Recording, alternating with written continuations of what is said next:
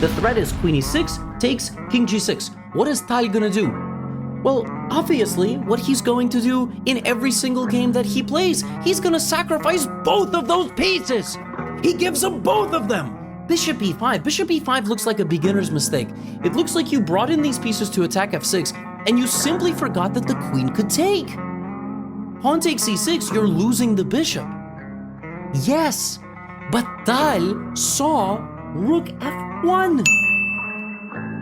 The idea of rook f1 is the knight is hanging. You can't move the knight, because if you move the knight, I take the rook.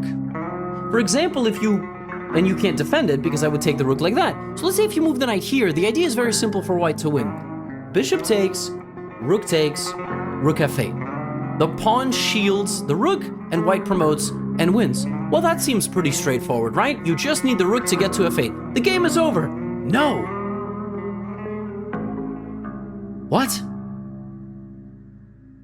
So it's not over. I can't take and go rook f8 anymore. The whole idea was to go here. That's because Mikhail Tal brings his enemies to a forest where 2 + 2 is 5, and the path out is only good enough for one. Bishop takes rook, rook takes bishop, and the entire thing that you were trying to prevent, Mikhail Tal sacrifices the rook. You cannot take the rook with the knight because I will promote the pawn. But if you take the rook with the rook, all Mikhail Tal needs to do is just have one pawn remaining. And he plays e7, king f7.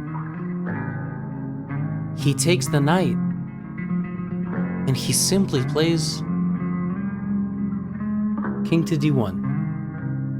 And in this position, black resigned.